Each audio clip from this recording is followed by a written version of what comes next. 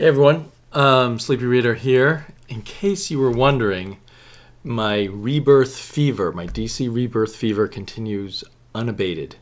Today, New Comic Book Day, I picked up 10 Rebirth comics and 8 other comics, which is way too many comics for me.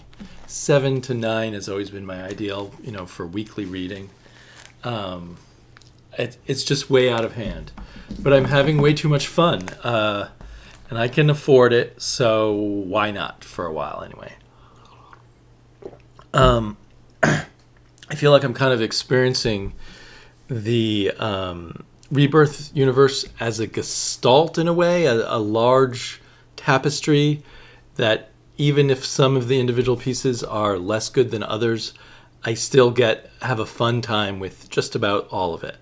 There is one exception. I've decided to drop Suicide Squad, Jim Lee art for half the issue. The Jason Fabok art at the back was more to my taste, but the storytelling here is just so pedestrian, so sort of reeks of by the numbers. As much as one can say that all of Rebirth is kind of conservative and bland, relatively speaking, this is really bland and really nothing I need to keep buying. However, otherwise I keep adding on stuff or trying something out and deciding not to drop it and not finding anything that I feel quite ready to drop yet. I can't forever be buying 10 or 12 DC comics a week, but for now I am. So far I've only gotten to read Action Comics, but for this week. But that made me think maybe let me quickly talk, or relatively quickly talk, about the Superman Rebirth books. In itself, this was an okay, fun comic, but in the past 6 issues of Action, Superman has been fighting Doomsday, fighting Doomsday, fighting Doomsday, fighting Doomsday, fighting Doomsday, and finally, apparently, the final part of the fight with Doomsday in issue 6.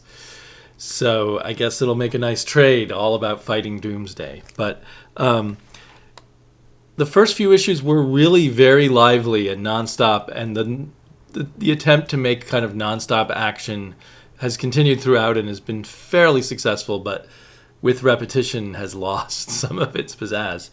But along the way, they have kind of cleverly, or Dan Jurgens, the writer, has kind of cleverly tried to fold in all these increasing levels of mystery and intrigue.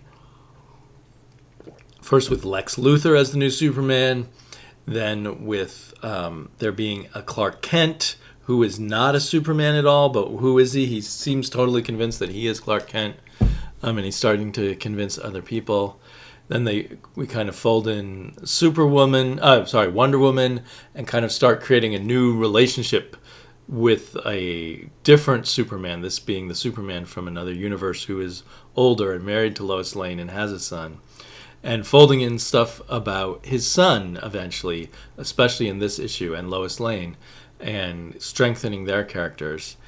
So on that level it was good, but it just was kind of ridiculous how and I'm not a huge Doomsday fan anyway, or at least a bringing back of Doomsday. He served his purpose once in The Death of Superman, but he starts to feel watered down, and the flaws and blankness of him as a character kind of increase with the more they use him. And they also used him in the New 52. There was also a mysterious person in a hood who's always watching Superman. And we do never find out who he is, although he gets the final page here. Sort of a spoiler, but not really.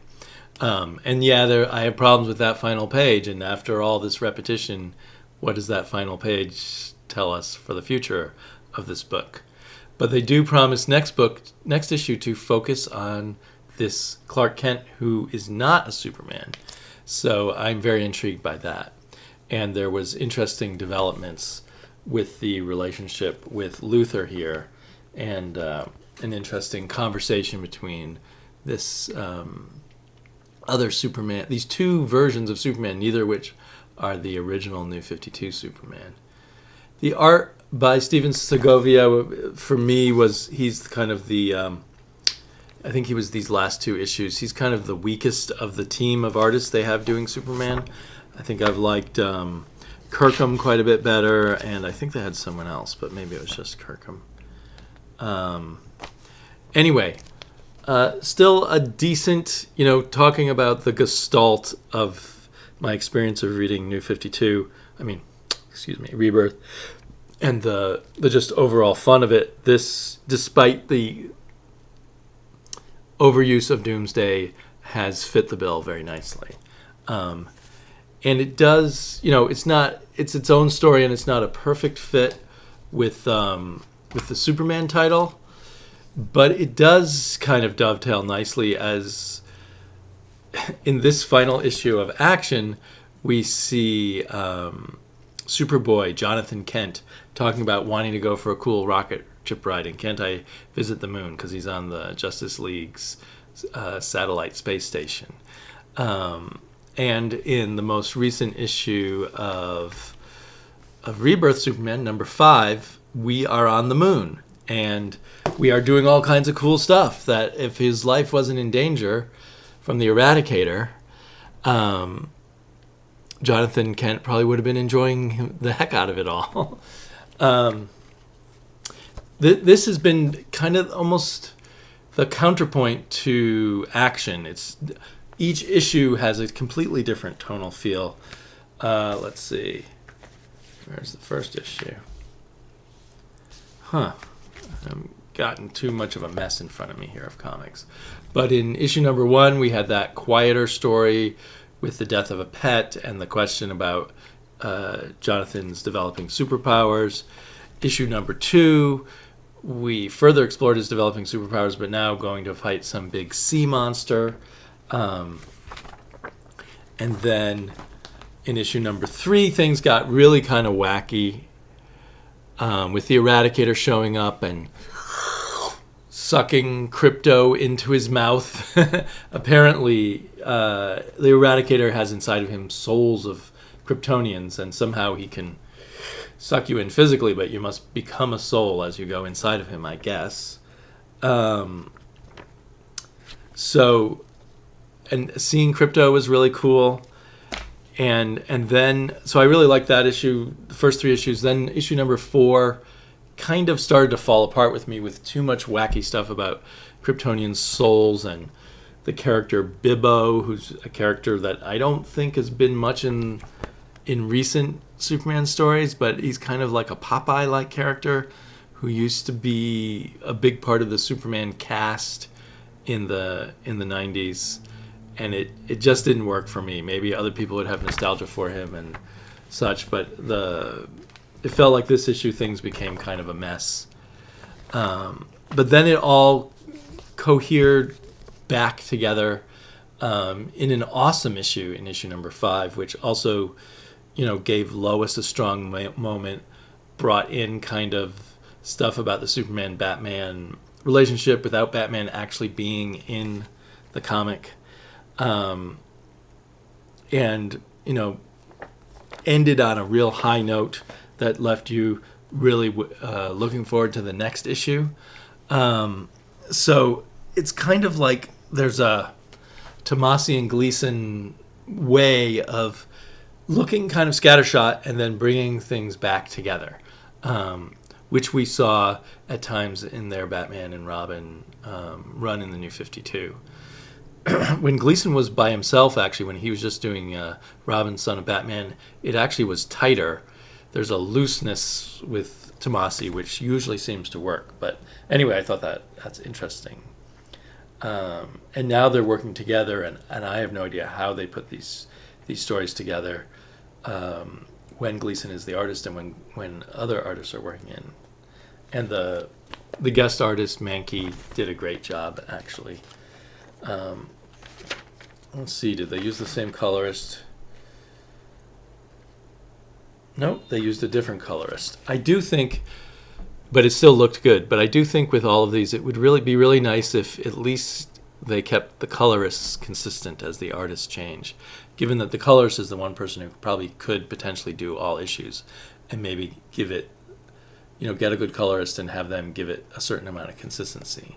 The way the BPRD and other Hellboy related books they always have the same artist over at Dark Horse, the same color artist over at Dark Horse, and that always gives them cohesiveness.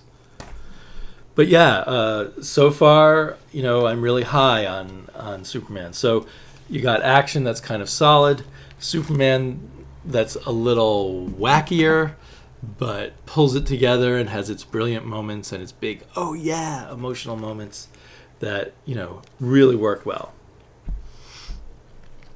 And then we've got really in left field, the new Superman. This Chinese Superman who is apparently being recruited to be part of the Chinese Justice League, who are a knockoff of American superheroes. They've reverse engineered the powers.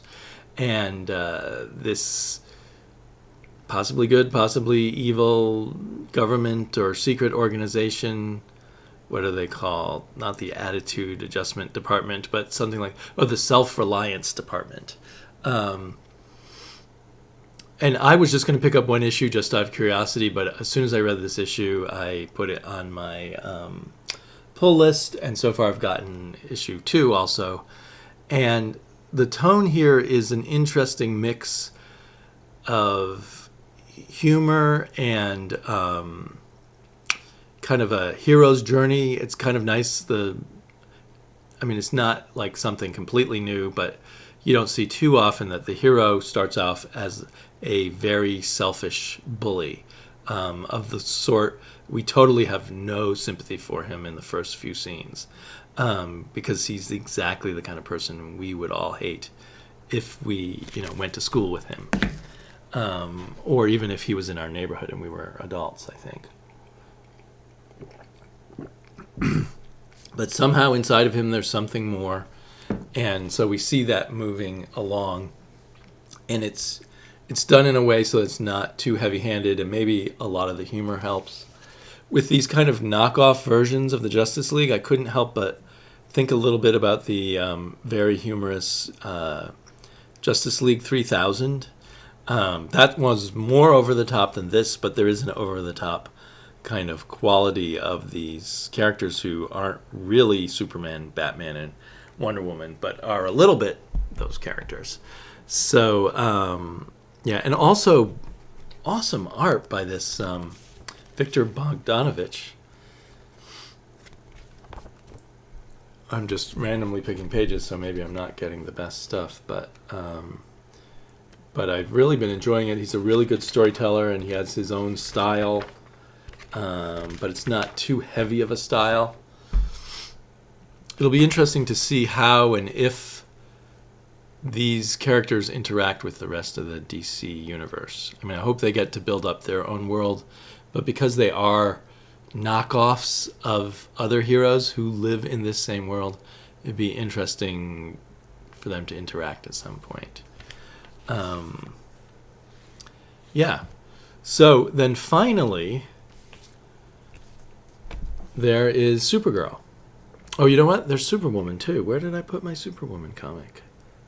Because I gathered together all my New 52, but I don't think the Superwoman was in there. So yeah, we've got a total of 5 super books, and 2 of them are twice a month, so in a way we have 7. But Supergirl was really good. So it's up there. A lot of it may be because I read it with my daughter, and we've been reading a lot of Silver Age Supergirl, so I recognized elements that they were bringing back in from the Silver Age Supergirl, with her being an orphan and foster parents and going to school, wearing a brown wig or in some other way making her hair look brown. And then the way they cleverly folded in the past continuity of the New 52, where she was more like this alienated, disconnected from Earth culture at all type of person, and pulling in the DEO from the TV show, but doing it in a way that would actually help reestablish some of that Silver Age feel. So they're off to a really good start. This is just the Rebirth issue. There'll be a different artist in the regular #1. Still the same writer, so I assume it will kind of pick up from here. Things are set up so well that I'm really looking forward to her experiences going to school and her experiences with her new foster parents. And sort of at the bottom of the list, her adventures with the DEO tracking down monster aliens or whatever. But yeah, this is a very positive experience, much better than I could have hoped for, really, for all the past Supergirls of recent ilk that I've read. And then, so Superwoman had some very interesting twists in it. It was weird. It was super, I talked at some point, like in the pod, I'll put the link to the podcast I was in down below, again, about Rebirth, where I talked about how decompressed a lot of them seem to be. But Superwoman was the opposite, was super compressed, packed so much into one issue, so many tiny panels, which was interesting because the artist was the writer, or the writer was the artist, so he was making himself draw a huge amount. But I guess that's how he likes to tell a story. And it involved a number of unexpected twists, and now I'm not quite sure who Superwoman is, or are there two Superwomen? So that was really good too, and I really look forward to seeing where that's going. So yeah, the Superman books range from solid to excellent. So they are kind of a template for why I'm enjoying Rebirth so much, because they feel like they're all working. Yeah. So, yeah, I can't really explain further the reason why I don't think I've ever been like this before. Maybe I was in the early 80s where I bought like every Marvel and DC comic for a while. But this urge to have it all is something that I haven't gone through in quite a while. I can't imagine it lasting. It seemed like a year ago, most of my pull was Image. And a lot of those books have ended.